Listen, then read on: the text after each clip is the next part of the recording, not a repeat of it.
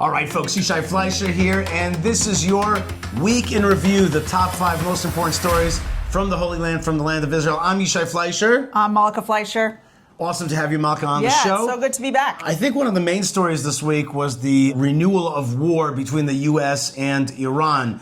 Iran shooting at everybody, Bahrain, UAE, I think they also targeted Jordan, Oman, other places. They're shooting everybody, and now the U.S., after having weeks that they were talking about making a deal and having a deal and understanding between, they really want a deal, now it's like, I'm going to annihilate you. And U.S. CENTCOM targeted 140 targets in Iran, striking at them. And so here we are, we're sitting here in Israel. We have not been attacked, and we all understand why that is, because the Iranians, the Iranian leadership is afraid that Israel is going to strike back. I think the atmosphere in Israel is that, like, please make my day, strike me so that I can really, really fight you. And I think that's what the Iranians are afraid. What do you think? Israel has expressed openly to the United States its willingness to engage and to participate in the war against Iran. And right now the United States said no thanks. So, okay.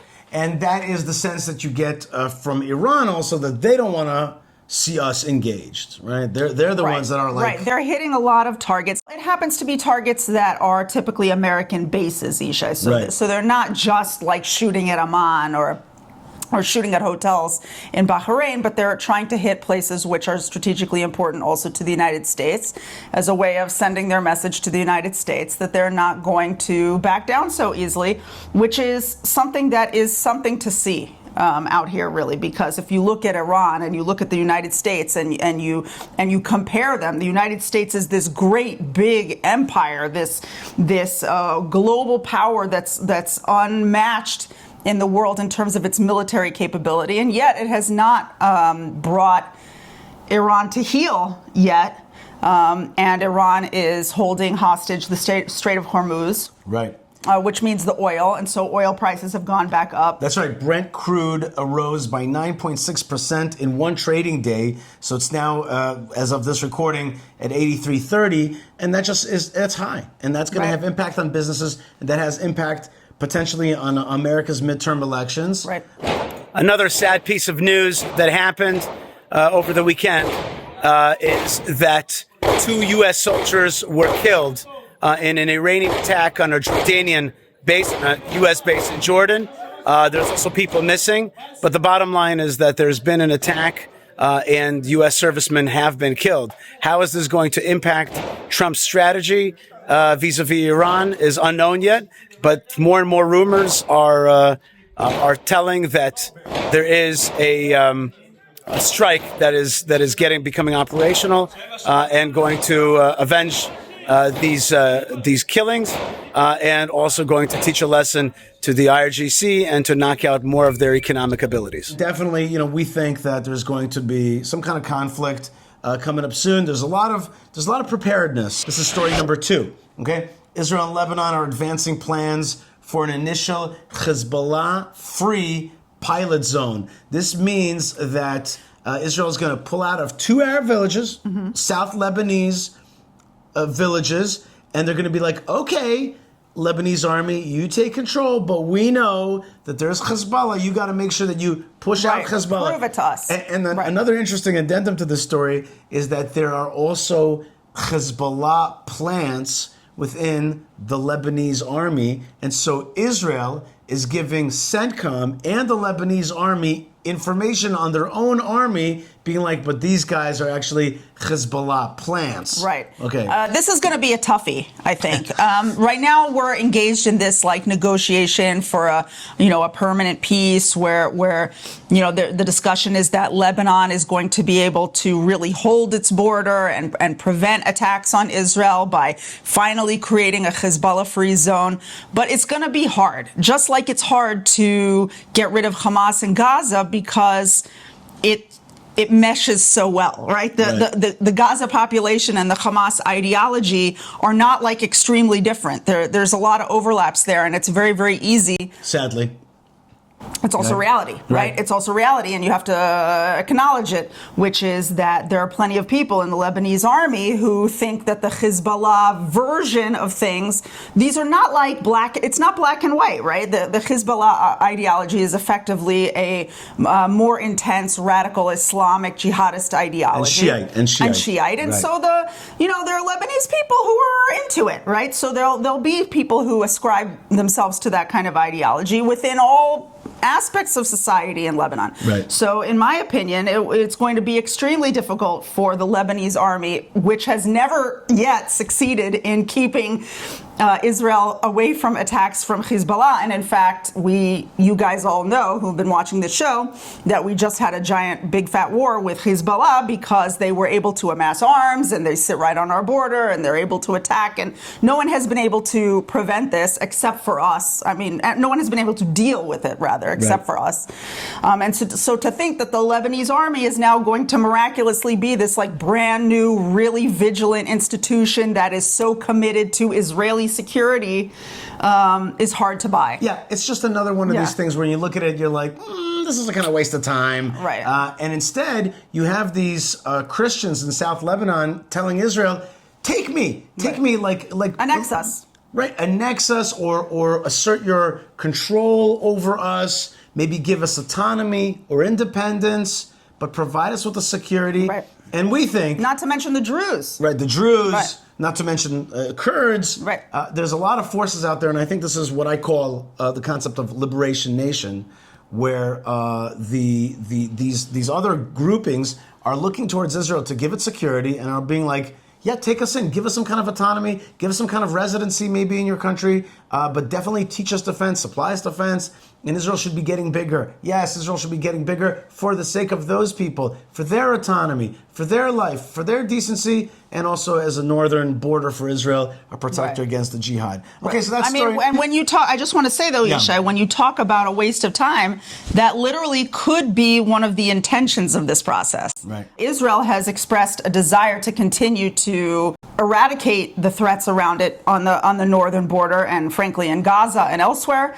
And the United States has come down and said we're not going to support that and we're going to get in the way of that. And it could be that these negotiations are also partially a way to appease the United States, where with Israel fully understanding that it may never be able to rely on even any agreement that we would come to with Lebanon. And I think it's important to say that the agreement with Lebanon is very important. It shows that there's a possibility of peace with Lebanon in the future. That many regional Lebanese cooperation. people, that many people do not want to see Hezbollah. The Lebanese government does not want to see it that way. But implementation is not simple. To detach, as you were saying, Hezbollah from South Lebanon is not a simple matter. Okay, so that was story number 2. Story number 3 is that the Haredi, this is a tricky story, okay? And we admit it. The ultra-Orthodox draft issue, the dispute over it, has produced new legislation, and it's confronting now the High Court. It's also confronting a lot of the Israeli voters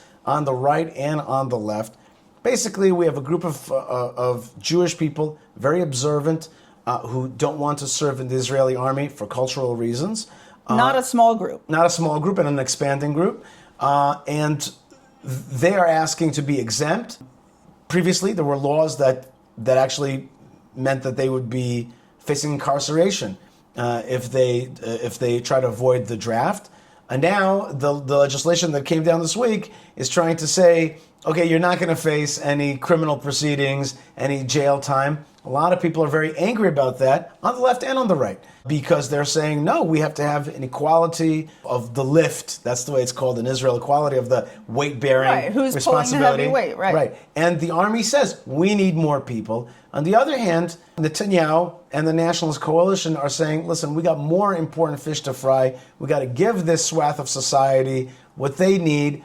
Slowly and surely will they come into the Israeli army by their own social forces inside. We can't force them. We shouldn't force them. And we should find a way to kind of coax them slowly and gradually as their society demands and make more units that are ultra-Orthodox friendly. People like Minister Ben-Gvir is on that side that I just explained, where he's saying, like, let's not criminalize it. And the criminalization of it actually leads to a lot of social conflict and undermines the cohesiveness of this very important coalition that has been able to do a lot of stuff. If this coalition breaks and the ultra-Orthodox don't come back in the next elections, well, it probably means that there is no nationalist right-wing coalition, and that's definitely a problem. Comments? Right. I just wanted to back up and look at it more philosophically and say that this is really a discussion of who has the right to demand what from whom. This is about who can demand. You said it so nicely, Yishai. I tried to. That the Haredim are asking not to have to serve in the army. That is not how it's being perceived by a lot of the country. It really is more like they are refusing to serve in the army and they demand an exemption from our army service. And there is a lot of resentment on the part of many aspects of Israeli society. And they claim that their Torah study is protecting the country. Right. So they're making they're making a religious assertion over people who don't necessarily accept that. Right. Moreover, they're insinuating that the study of Torah is under attack, which a lot of people also don't like the idea of, because they say, hey, I am a guy with a kippah, right? And I keep Shabbat and I learn the halakha and I make time for Torah study, and I see this serving in the army as a part of religious expression. So you're saying that that it is doing Torah, that it is meaning to say it's not with books, right? Serving in the army is actually observancy of religion. It is doing Torah. Right. It is doing Torah. So then there are people who are like, what do you mean that learning Torah is a substitute for army service? Learn Torah, but also do army service, right? So there's a big debate about that. And a lot of resentment that it is a political issue, that Torah and politics are so intertwined in a way that not everyone feels so comfortable with. And there's a lot of resentment also on the part of some people that the Haredi parties would tie their support to an administration onto this issue. So, for example, not that it shouldn't be important to them. If it is important to them, you can have something be important to you if that's what's important to you. But if you say we will sit in a left-wing government, if that means we don't have to do this thing we don't want to do, then it seems as if the values clash, meaning to say you are supporting an administration which is not pro-religious just so that you don't have to do this thing that you perceive as part of your religion, but the administration you need to be a part of is the right-wing pro-religious administration, which you should support, even if it means that you have to do this aspect of society that you are not yet ready to do. So see, in the 3 minutes that we've discussed this, we've probably managed to confuse and complicate it, because it is really confusing and it is really complicated and it's very, very messy. Right. And the truth is that we should, I think we've been avoiding this issue because it is so painful and ouchy and messy. Right. But it could be, Yishai, that at some point we have to do a bigger show on this. We will, and we'll cover it. But the issue is that, on the one hand, we believe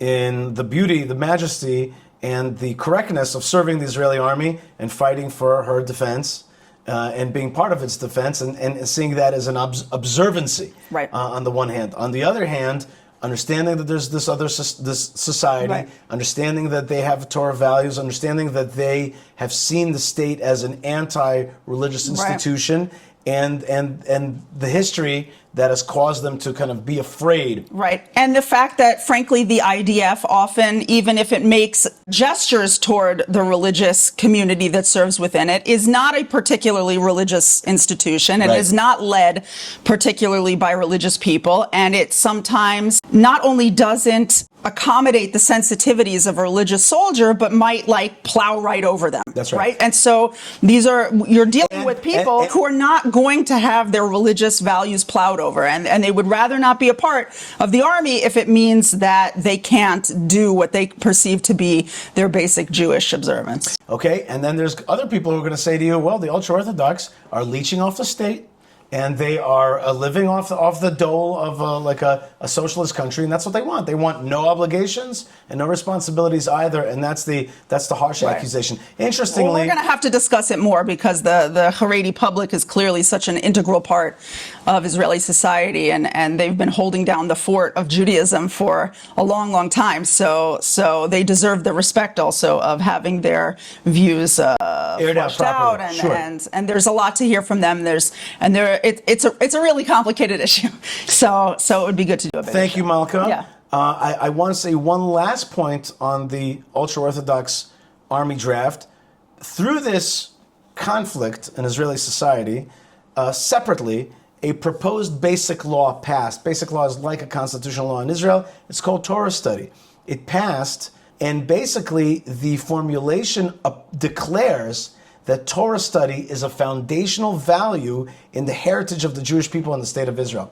So I think that's actually pretty positive. Like, it is positive unless it's used as a weapon. Okay, but wait, let's just put it out there. The positive side of it, which is like the state of Israel has now declared that Torah is a foundational pillar value of the Jewish people and the Jewish state. And that's a pretty cool achievement on its own. Okay? Right. That's a pretty cool achievement on its own. And you're right, it could be used as a cudgel. Speaking of using it as a cudgel, I want to use this opportunity to remind people that your support makes a big difference. And all the team that we work here very hard at Yishai Fleisher TV to get content out to you, loving the land of Israel, broadcasting it to the world. We have a big team that operates on this. It's very important to continue to support us. We really need it. We love it. And together we build Israel. So let us build Israel at buildisrael.com. Buildisrael.com. Just such a wonderful website. And the Lord put it in my head to make it easy to remember. Build Israel. We build Israel together. Let's do it. Me, you, Malka, and the God above, the people of Israel, and people around the world to support Israel. Buildisrael.com or buymeacoffee.com/Yishai. Right, and don't forget to pick up your swag. That's right. Because everyone needs a good mug or shirt to represent their values, Like giving you a coffee is cool, but what about their coffee? That's right. So if you want something cool to hold your coffee in, check out our YouTube channel. We got all kinds of cool stuff for you. Very good. Okay, news story number 4. A majority of House Democrats supported eliminating the $3.3 billion in aid to Israel, military aid that is. And they got a lot of people. We're talking about 104 votes to stop the aid to Israel. 10 members voted present. 314 members of the House voted against it. It was 103 Democrats. Okay. So 75% of the House of Representatives, voters on that bill, voted to keep Israel's funding. That's right. That's a beautiful way of putting it, right? Which is that 314 were for funding for Israel and 104 were against. Right. Now, this made big news because this $3.3 billion a year, it's called foreign military financing, and it's basically part of this memorandum of understanding, and it supports joint missile programs and has a lot of very important financial aid to Israel to defend itself, but it's not just defending itself, it's defending America. Where do I stand on a thing like this? Well, on the one hand, I don't want people to vote against Israel, okay? And I know that the 104, it was 103 Democrats and 1 Republican who voted against Israel, are really buying into a lot of anti-Israel propaganda, a lot of anti-Netanyahu propaganda, a lot of the lies of genocide, and all the various lies that are out there, on the one hand. On the other hand, there's a part of me that wishes that vote would have succeeded. There's a part of me that wishes the United States would stop that funding, that Congress would stop that funding. Netanyahu has also asked to reduce that funding already and to bring it down to zero within 10 years. I wish he would have done it in 1 year. Israel is a $500 billion economy. It does not need U.S. aid. If you want to have a joint defense kitty, fine, that's your business. But we do not need aid. I wish that it would have voted against. I wish that it would have passed and that Israel would not receive any more aid from the United States. As Netanyahu has said, we have come of age. He said that when talking about the late Lindsey Graham. So I would have loved to see the end of that. But it didn't pass. I don't like the way it's trying to be passed, which is through anger and hate against Israel. Right. I mean, so therefore I'm disagreeing with you as I agree with you. Meaning to say, I'm that very was Jewish. glad. Well, I think it was more wifely than Jewish. But Jewish wifely. But I would never want a bill like this to pass. That would be horrible. That would be a horrible statement on the part of the United States to say, like, let's cut them off. That is a bad statement. That is a bad statement for us, but really it's a bad statement for Americans. If they've gotten to the point where they think that it's time to, like, just cut off ties with Israel, and anyone who's read for more than 6 minutes on this funding understands that it's really much more about Israel purchasing military equipment from the United States, and we test it to the hilt. I mean, how do you think that the United States knows that this stuff works, right? It's like Israel tests it more than any country on earth. In the real battlefield. In the real battlefield, and defense of the United States, and intelligence sharing, and testing the airplanes. Right, and we coordinate with them and help them to make their own things better, and we create software for their hardware and all kinds of stuff. So if you know, like, even the littlest thing about what this money actually does, or where it comes from or where it goes, then you know that this is, like, pretty healthy money for the United States. Like, right. no one should be very upset about this funding. Happens to be that I do also agree with you, Yishai, that it has just become too toxic.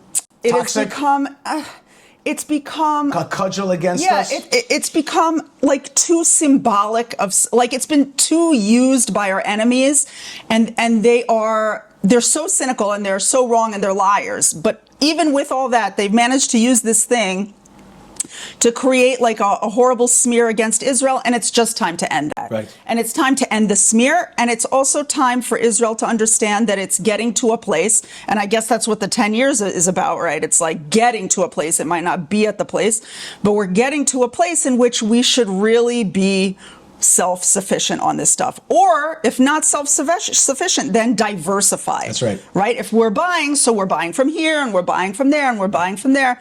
I mean, if I was... We cannot be reliant on one if power. I was a country, I would want to keep Israel as my, like, monopolized customer, right? If I was the United States, I would be like, no, Israel, like, you buy from us and you buy only from us, and, like, help, here's a 75% off coupon, and, like, here's what we're going to give you so that you'll stay our, like, exclusive customer. But if that doesn't work in the United States politically anymore, okay, China makes weapons. In Europe, they still make some weapons. India makes weapons. And we can make weapons. We can make weapons. That's right. And we should be making weapons. Right. We do make weapons. And it's healthy. And we should be doing more. It's healthy for Israel, right, as it's being reborn in its land, to be more independent and more strong and not dependent. That's for sure. That's for an sure. Existential danger for us. Yep. Okay. Okay. So that was story number 4. At the same time, just to make the final point, these Democrats that are voting against, they're coming from a lot of them, not all of them, but a lot of them are coming from a bad place, that they've fallen prey to the anti-Israel propaganda that's out there in social media. And we saw 2 folks, Ro Khanna and also Rahm Emanuel, come to Israel, diss it, tell us that we're genociding folks. And we see a lot of people in the Democratic Party, very problematic. Their outlook is very problematic. And yet, I agree with them that Israel does not need foreign aid from the United States. Let's go to story number 5, Malka. The last news story is that the Israeli government, we like to finish off with something positive here, this is very important, has approved 230 million shekel, $77 million for programs intended to strengthen Jewish identity, national resilience, Jewish learning amongst Jewish students and young adults. In Israel. In Israel. Hey, we got a problem here in Israel. There's a lot of people that are illiterate about the Bible, about our stories, and just are not in love with the story of Israel and the story of Judaism. This is exactly the opposite of the progressive effort to undermine Jewish identity or identities around the globe, including American identity. It's an absolute must to focus in and to get the passion going, the passion for Israel, the passion for our story, the passion for this amazing ingathering, this godly ingathering, and you gotta teach the kids. And so this government that has done a lot of these kind of things, of recognizing these needs, of these identity needs, and I'm pretty proud of, in this case, Minister of Finance Bezalel Smotrich and Minister Orit Struk for fighting hard to get this money, to get our kids in a better place and more educated, more loving of Israel. I think this is also something that countries around the world should emulate. This is a major problem. If you think that Jewish identity is something that we want to strengthen here in Israel, we look out at countries around the world and we're like, who is it who has like a really strong identity? Who is it that in different nations, they're like, yes, we are proud this, and we know who we are, and we know what our history is, and we're patriotic, and we understand what we're doing here, and this land is special to us, and what's special about it. This is actually a problem around the world. Now, it happens to be that the Jewish people are always very concerned with this, and here in the land of Israel, it's vital in every sense of the word for the Jewish people to understand who they are, where they are, and why. And the fact that the state of Israel is investing in this cognitively, actively, is wonderful. And I hope that the programming is good. That's right. I hope that the curriculum is good. I hope that good people are going to be working on this. But the concept is excellent and very exciting, and frankly, something that other countries should look at and go, maybe we should be doing something like that too. And this goes in line with another government decision recently, which is to recognize Route 60, our central road that goes over the ridge of Judea and Samaria and Beersheba, Jerusalem, and the Jezreel Valley, a very amazing historic road where the majority of biblical events happened. And through efforts of myself and others together, we have now changed the name to Route 60, the Biblical Highway. That is in the same vein of getting education and that kind of consciousness to the Jewish people. Okay, Malka, that was the 5 stories. Let's transition from that to something that's happening right now in the Jewish calendar. And I say this to Jewish people and to non-Jewish people who love Israel, the lovers of Israel, the Abrahamics around the world. We have begun the process of the 9 days.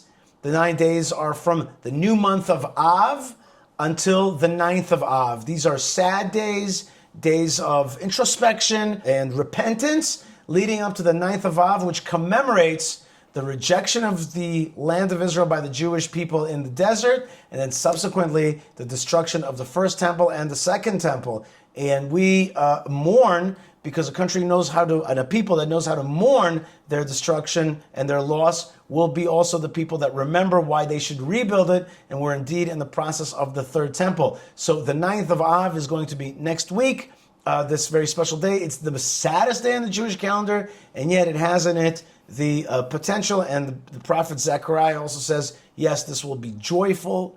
They will become joyful one day, these fast days, especially the 9th of Av will become the day that we celebrate the third temple in Jerusalem, which is to be a house of prayer for all nations. So I wanted to make sure that everybody knows that. Also, the Torah portion this week is the Torah portion of Devarim, which is the first Torah portion in the book of Deuteronomy.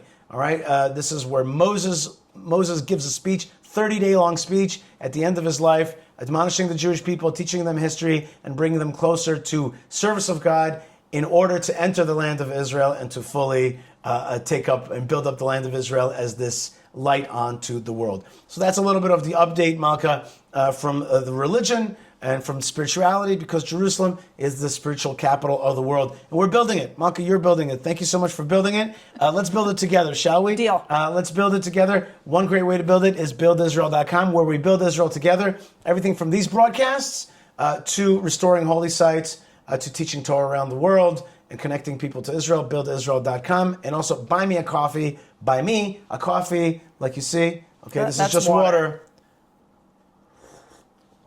That's good, but I would like some coffee. Okay, buymeacoffee.com/Yishai, a great way to support the show. Thank you very much to you, wherever you are out there, blessings. And also thank you to our team, which is doing such a great job in getting show out to the world. And thank you, God, for the opportunity to speak truth and holiness from the land of Israel. Malka Fleisher, thank you, and shalom. Shalom.